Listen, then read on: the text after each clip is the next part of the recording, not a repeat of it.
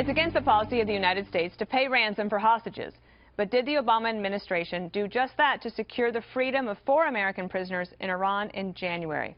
Lots of questions today after a Wall Street Journal report noted the timing of Tehran's release of the Americans in January. It coincided with the arrival of a plane loaded with cash worth $400 million. The White House pushing back. Let me be clear. The United States does not pay ransoms. The only people who are making that suggestion are right-wingers in Iran who don't like the deal and Republicans in the United States that don't like the deal. We acknowledged, again, back on January 17th, that there would be all kinds of innuendo hurled by people who oppose engagement with Iran. Republicans in the United States who oppose engagement with Iran. I recognize that the details that you're seeking to elicit might make for a colorful news story, but they don't change the facts. Since that transaction, 2 more Americans have been arrested in Iran, and there are a lot of concerns the money exchange will have put additional Americans at risk. Hillary Clinton and Barack Obama have essentially put a price tag on the head of every American traveling abroad. They have made every American now a target for a tyrant who knows they can get a payoff. Of course it was a quid pro quo. Their denials are completely laughable. This is the ultimate. If it walks like a duck, talks like a duck, and acts like a duck, it's probably a duck. More now with our chief Washington correspondent, James Rosen. James, I thought that the White House's pushback was actually quite forceful and possibly effective. I mean, are we just to believe that this was all a coincidence and there was no ransom paid? Well, great to be with you guys. First of all, as to how effective the administration has been in pushing back on this today will remain to be seen. All of this is exploding in a highly charged election season, and you do have Donald Trump out there, the Republican nominee, seizing on this. So it remains to be seen how effective they were. I would say that here at the State Department, they told us outright, yeah, we knew the optics were bad, but we still went forward with it, and we had to get creative, those are the words they used, in how to deliver this currency to Iran, because after all, we don't have diplomatic relations with Iran. One final point, we should make clear, the $400 million that was delivered to Iran was actually, as the administration explains it, Iran's money. Back in the 1970s, when the Shah was still in power, he concluded an arms purchase deal with the Pentagon. He sent $400 million here. Then he fell to the Islamic Revolution. They took 52 Americans hostage. We froze their assets. When we've been working this out with Iran, and they've been suing in international court ever since, the U.S. says it feared an adverse ruling at the International Tribunal up to $10 billion, so they concluded a deal for $1.7 billion. The $400 million was the first installment. That it arrived on the day the Iranians set free our hostages. This time around, well, they say that's just a coincidence. All right, and we're going to take it around the table, so if you'll stay with us. Eric's next. James, I'm going to call BS on that. I cannot believe they're trying to perpetrate this. They're trying to convince the American public that this was a, quote, coincidence. They said this money was put away in 1979, and the very same day, within hours of the money being transferred via airplane cash on stacked cash. If you don't want to transfer money, I mean, we're in the electronic age. Go ahead and turn it into euros and send them euros electronically. This is all BS. This was clearly we'll get this money to you real fast. We'll get our guys back, and let's call it a day. It's akin to having a gunfight with someone and saying, hold on, let me throw you some more ammo because I owed it to you from last time, and then he continues to shoot you. However, the most important thing ever that in this whole thing happened today, Josh Earnest in that press conference said, his words, we know that Iran, quote, we know that Iran supports terror and Hezbollah, and later on says, and some of this money may be used to support them. Can you imagine that the administration admits that some of the money that they just transferred to a terror state may be used for terror activities against the United States, and they say, don't worry, everything's okay here?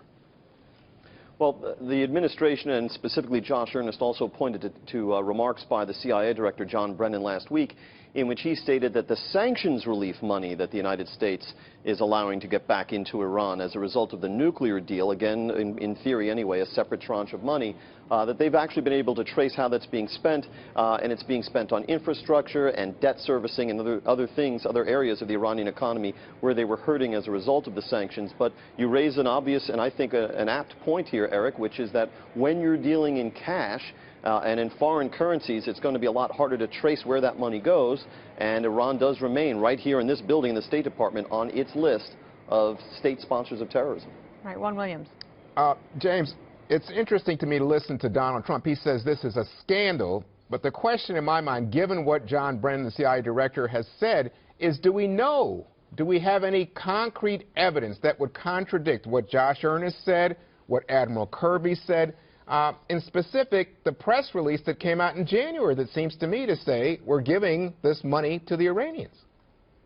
As always, Juan, one has to stand back for a moment and simply savor your Clarence Darrow-like rising to the defense here. But I would say that when you're dealing with the sponsoring of international terrorism and the bankrolling of terrorist activities, it's going necessarily, inherently, to be very difficult to come up with the kind of direct evidence to contradict Josh Earnest that you're seeking here. Okay. Well, you know, I was entertained, though, as seemingly Eric was, by the idea that they put the actual currency on an airplane, right, on cargo planks, and put it in the plane and had to ship it. That's because it's going right to terror. No, it's going right to terror. You're going over. Let me just say, you can't do a wire because, James, don't they have trouble with international banking system? No, you don't. Let James answer. The man's a reporter. You can wire euros if you want. Anyone can wire a euro. All right, go ahead, James. What about the banking system excuse? Is that bogus? It is true that it would have been illegal for the United States to simply ship or wire the $400 million directly in U.S. dollars to the Iranians. Although, again, one of the things that's captured attention here in Washington is that just since we concluded the nuclear deal with Iran, we've suddenly started to use European banks as cutouts so that Iranian businesses and the Iranian government can have access to the U.S. dollar, which we said at the time of the nuclear deal they weren't going to have.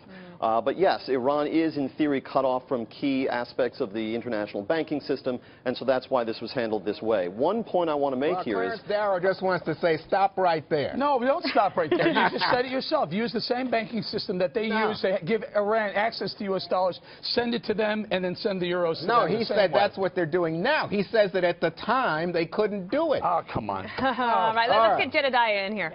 James, I had a question. Do you think that the administration is concerned about this playing into the election at all, potentially helping Donald Trump in terms of our relations with Iran? I get the sense that they're not worried about it at all based on the delivery they gave.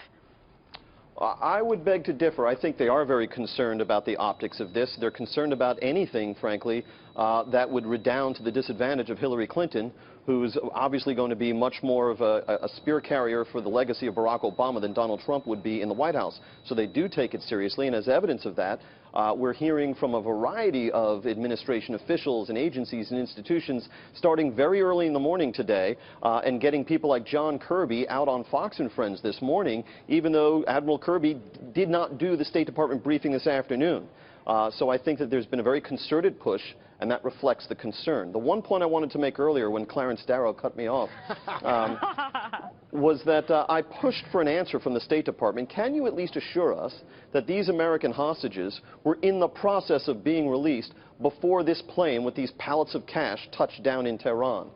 They agreed to take the question, which is a way in the State Department of responding later by writing, by email. And then later I received an email from Marie Harf, who should be familiar to viewers of this network, saying that they were not prepared to disclose anything further about the timing or manner of this delivery of cash. They wouldn't even tell us whether it was a U.S. military plane that delivered it. You got the brush off, James. the brush off what from Marie Harf. We have Jesse Waters here. He's got a question for you. James, as much as this pains me to say this, you really do a great job jousting with these Obama mouthpieces. You're great at getting lied to. You get lied to all the time, but you know their tells. You're like a poker player. When Ernest says, "Let me be clear," usually that's followed by a lie.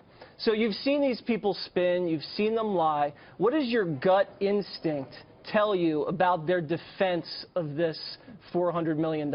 Your gut.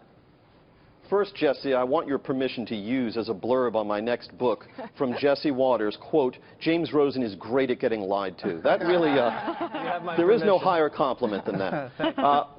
My gut tells me that this was a complex bit of business. It wasn't just the Iran nuclear deal. There was a prisoner swap. We also had our U.S. sailors who were captured offshore in Iran who were released right around this time. And as some have said to me, some with experience in government-to-government negotiations, you can say this is all separate. We're not engaging in any linkage between these things. But it's clear, and my gut tells me, the Obama administration was pursuing, despite its denials, a kind of grand bargain. What is clear as well is that while they may say the Iran nuclear deal is working, and there's some disagreements about that, it hasn't really resulted in the Iranian regime curbing its behavior. As we noted at the top of the segment, at least 2 more Iranian-American citizens have been detained, and Iran's support for terror continues.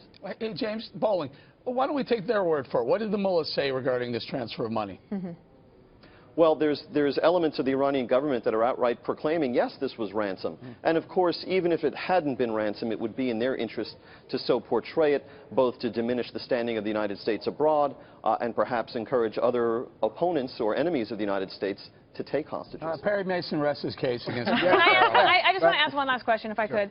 James, because you've had particular episodes with the administration when it comes to Iran and the secrecy with which they have tried to spin this tale of how good the deal is, if you step back and you look across this story and you piece it together with the other ones, why are they being so secretive? Is it because they think that the American people would never accept what they're trying to offer? Well, if we're to take Jen Psaki, the former State Department spokesperson, now the White House Communications Director, at her word, in the very exchange between her and me that wound up being edited and which is still being investigated by the Office of the Inspector General here at the State Department, she said there are times when diplomacy benefits from privacy. So if we're to take the most charitable construction of everything that we're seeing on the part of the administration and its dealings with Iran, they can be said to be firm believers in the value of privacy as applied to diplomacy. All right. Thank you, James.